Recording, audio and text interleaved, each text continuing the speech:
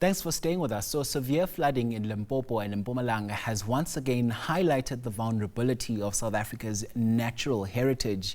At the Kruger National Park, rising river levels have caused widespread damage, impacting wildlife habitats, the natural environment and critical infrastructure.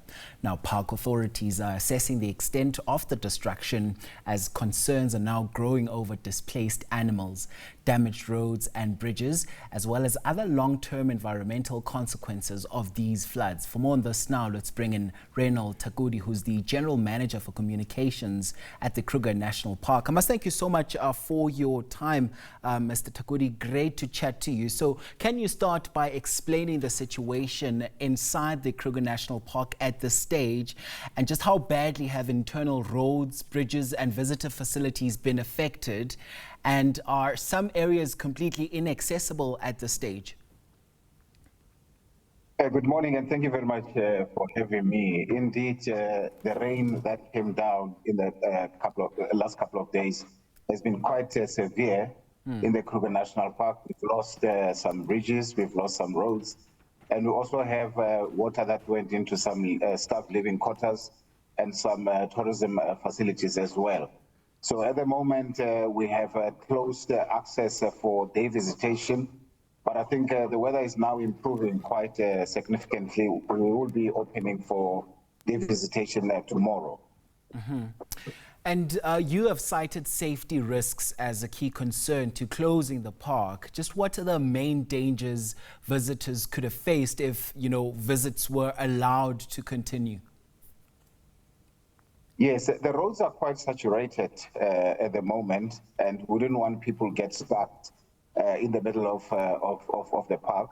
We'd rather really concentrate our efforts in terms of real emergencies if they were to emerge.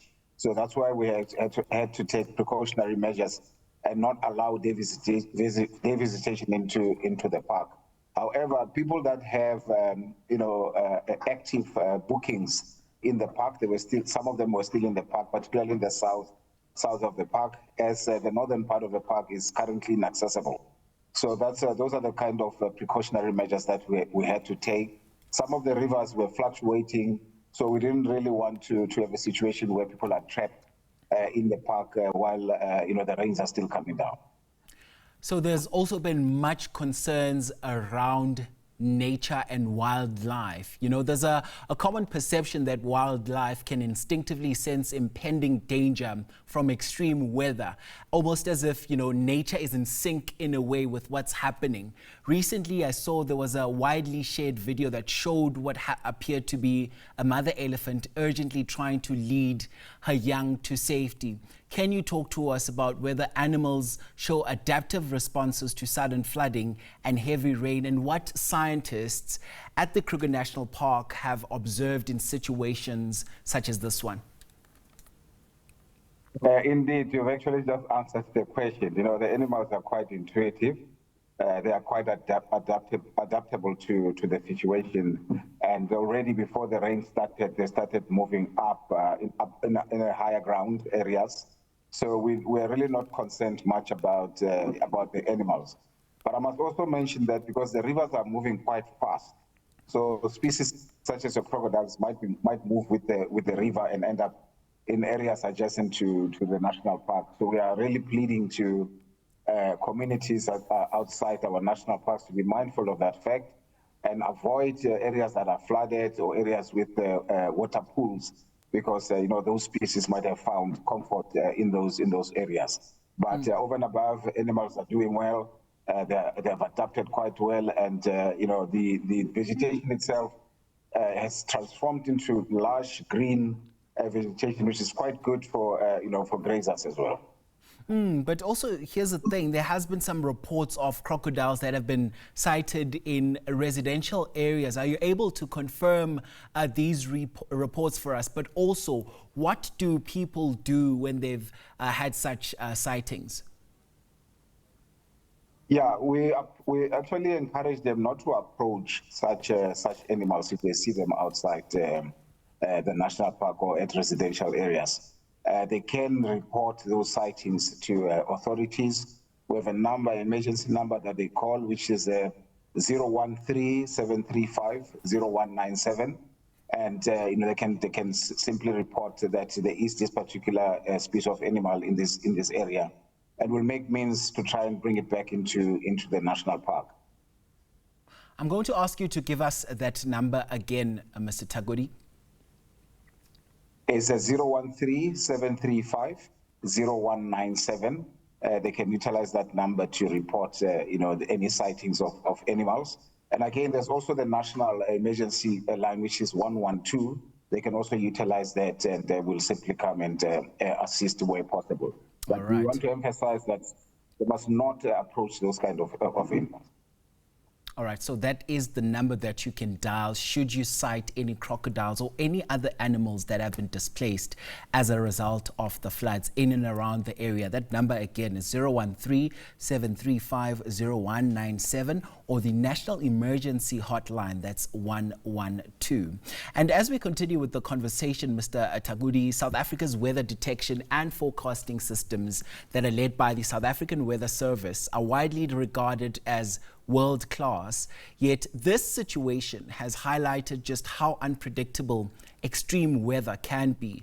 Just beyond this, right, who else is the Kruger National Park working with to assess ongoing risks and determine whether the Kruger National Park will be safe to reopen to visitors tomorrow, as you've said? Yeah, we are relying heavily on the predicted, weather conditions from South African Weather Service. We report to the same Department of Forestry, Fisheries and Environment. So that's our sister company. So we rely heavily on their data. But of course, we've got scientists within South African National Parks who are also assisting in as far as looking at this weather, severe weather conditions. And I can tell you that information helped us quite in a great deal, because we were able to evacuate people way before the rain started, so that you don't get pressure when the rain has started coming down. So that information definitely assists us quite extensively, and we are quite grateful with that information from South African Weather Service. Yeah, and for visitors who have already made bookings, particularly day visitors who may have planned trips weeks or months in advance, just what practical options are available to them in terms of refunds or rescheduling or alternative arrangements from the park? Yeah, because of this, the fact that the north is inaccessible, and there's definitely active bookings. We've made provision for our guests to either amend their bookings to a later date, or even if they can't, they can request refunds. And what is good is that we're not going to be charging any cancellation fees.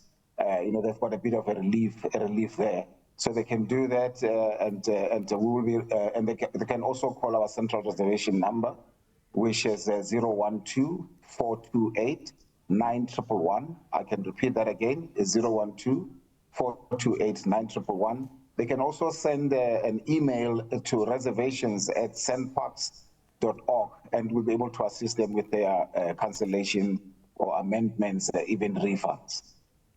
And much talk has been had, particularly with this weather situation in the country. Extreme weather events appear to be becoming more frequent and intense every time they happen.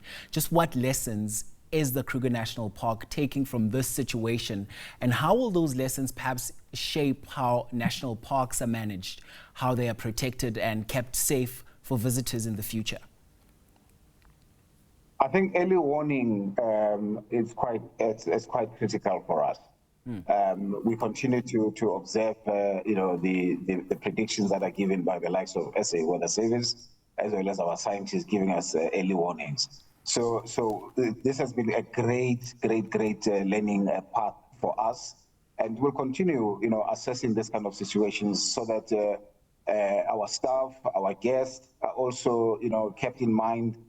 We really applied the safety first approach during this time, and I think going forward, that's exactly what we will follow, the early warning systems, and that's essentially what we'll be doing in terms of ensuring that our guests are safe, And again, we've got areas that are much closer to the river systems within the national park. We are making ways in terms of ensuring that water doesn't come through to those particular areas if we are faced with this kind of severe weather conditions. Yeah, and as you say that you will be reopening for day visitors tomorrow, let's talk about what you'd like to say to some of the visitors that will be coming in tomorrow, especially when you come back from such a difficult time as a park. Yeah, we know that people are quite edgy to be coming back into the park. Kruger National Park is one of the most favored areas for most people. So we have been observing the weather, and we can see that it is improving a little bit. But of course, the north remains inaccessible at the moment because some roads are cut off, from different parts of the park. But we'll be opening Malelan Gate, Pabeni Gate. Although Pabeni Gate, the river there is fluctuating, so we are closely monitoring that particular gate. We might close at short notice. But furthermore, we are also opening Numbi Gate as well as Paul Kruger Gate. Crocodile River Bridge will remain closed at the moment as the still water within that particular bridge. So those are the gates in the south, as well as Orpen Gate will have access to that particular gate from tomorrow. But we are requesting guests to please do not venture into gravel roads. Do not remove barricades that we've put at the entrances of those gates. They are for a reason, because those roads are still very much saturated. So please don't go onto the gravel roads. If anybody is found to be in transgression of those rules, you will be fined and you might be liable for prosecution as well, because it is quite dangerous at the moment. As I indicated earlier on, that we rather really concentrate our efforts into real emergencies and activities that incidences that can be avoided. We ask our guests to please respect the rules and the guidance that were given by park officials. All right, Thomas, thank you so much for your time on the program. That's Reynold Thakhuli, who is the Communications General Manager at the Kruger National Park. Thank you so much indeed for your time.